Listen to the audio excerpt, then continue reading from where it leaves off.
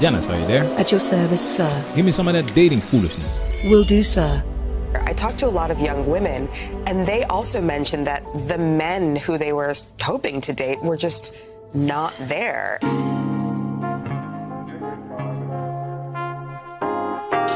Welcome to Manosphere Highlights Daily. Shout out to Mr. Davis for sending us this video. Salute! Have you ever heard of the boiling frog metaphor? The term comes from an analogy in which a frog is placed in a pot of cold water and the heat is gradually increased. The frog fails to notice the slow temperature rise and eventually gets cooked alive. In a societal context, the term can be used to describe situations in which men's issues or problems are ignored or not taken seriously until they reach a critical point or crisis level. Winter is here to stay, and now women are looking for answers, and the mainstream media can no longer ignore Manosphere talking points because the negative effects have become evident and widespread. But the mainstream media is not going to tell you the truth. That's why we're here. Let's talk about it. Now it's time for us to get into this and do what we gotta do. Because we men, ain't we? We men, ain't we?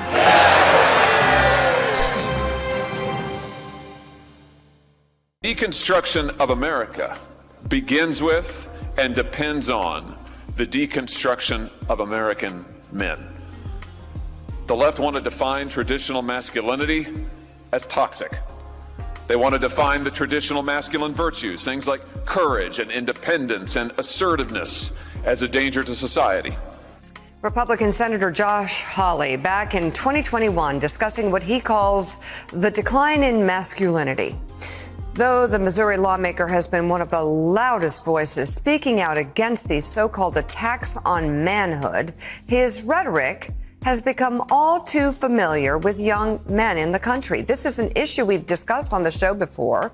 And for more, we're joined by writer for the Washington Post's opinion section, Christina Emba. There are specific reasons why they let Christina Emba and Scott Galloway on the show, okay? Look at the title of this video. Men have turned to awful models of masculinity and how to change it. This man right here, Senator Josh Hawley, is considered an awful model of masculinity to young men because he believes in traditional masculinity. Keep this in mind, fellas. Stay focused.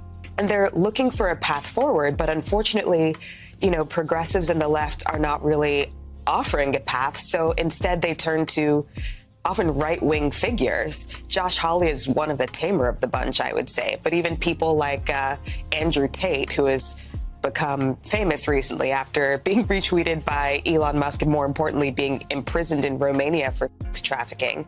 Those are the examples they go to, these awful models of masculinity, because there aren't better pro-social models of masculinity that they can look towards. And that seems like a real lack in our society. And it's only going to get worse as, a vast swath of young men begin to feel more and more lost and disappear.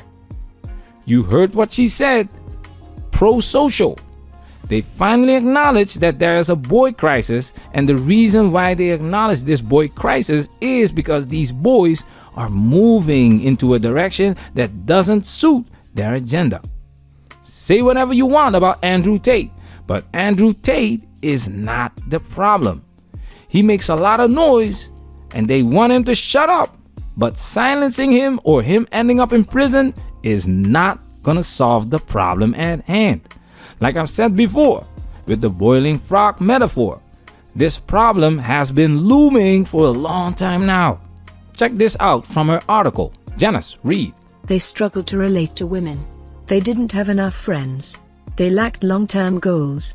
Some guys, including ones I once knew, just quietly disappeared, subsumed into video games and porn, or sucked into the alt-right and the web of misogynistic communities known as the Manosphere. We made a video explaining what the Manosphere is, and the video immediately got demonetized, which means no promotion. The Manosphere doesn't have a leader. It's decentralized. It doesn't matter who you silence. It will only amplify the truth. The reason the Manosphere is deemed misogynistic and toxic is because men in this space expose female nature, expose how the system doesn't work in men's favor. The Manosphere talked about the boy crisis a long time ago. This boy crisis, mainstream media doesn't talk about. We preach opting out, going your own way, getting your passport. And on this channel, the message is to protect yourself at all times. And this space keeps growing because men resonate. They do not want young men to follow this information coming from this space. Let's take it a step further.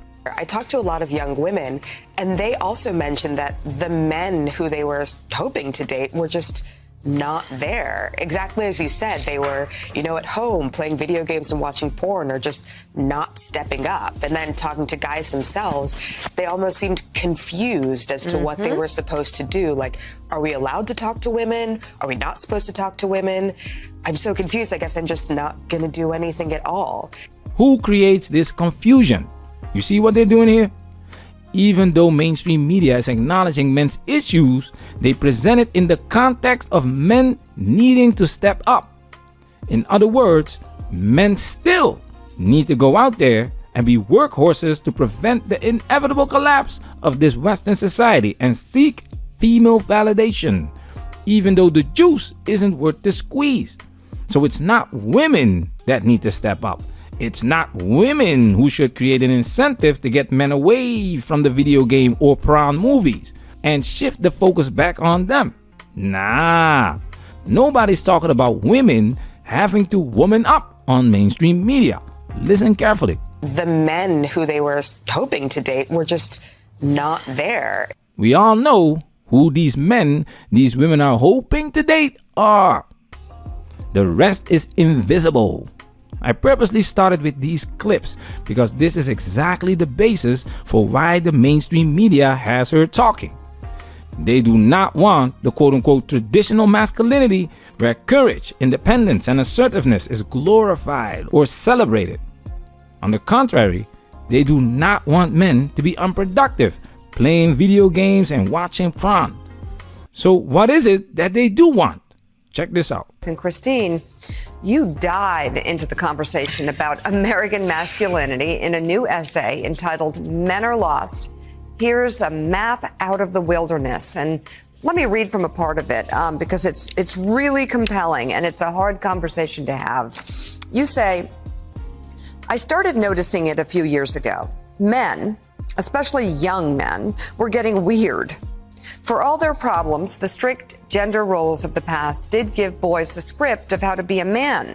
But if trying to smash the patriarchy has left a vacuum in our ideal of masculinity, it also gives us a chance at a fresh start, an opportunity to take what is useful from models of the past and repurpose it for boys and men today. We can find ways to work with the distinctive traits and powerful stories that already exist. Risk-taking, strength, self-mastery, protecting, providing, procreating.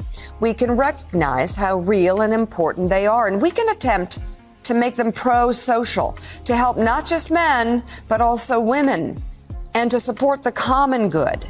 In my ideal, the mainstream could embrace a model that acknowledges male particularity and difference, but doesn't denigrate women to do so. It's a vision of gender that's not androgynous, but still equal, and relies on character, not just biology. Oh my goodness! This is the problem with feminism and women in general. Women don't understand trade-offs. You can't have one without the other. Like Thomas Sowell said, there are no solutions. There are only trade-offs. When you read her article, she's all over the place because women want it all. Nowhere in this article and in this interview does she talk about what women are willing to give up to get what they want, because women are perfect, right? Nothing wrong with them. It's men that are lost.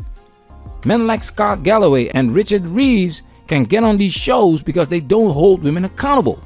They are politically correct. A lot of these young men are raised by their mothers, We all know the profound negative impact that has on boys. Look what happens when you present real men's issues to the public. And everything that that was part of my infrastructure for producing income, and every article I used to write for the New York Times used to be published. And once I started to explain boys and men's positions, they were not published anymore for the next 29 articles. All the TV shows, the Oprahs and so on that I would be on, they stopped calling me, etc. And so it was, I went from doing extremely well financially to, doing much more marginally. But fortunately, I'm a reasonably decent business person and was able to invest the money I had made during the women's movement in order to support myself, being able to share a more full story of what was happening with boys and men. When Warren Farrell was advocating for the women's movement, they were shilling and paying him well.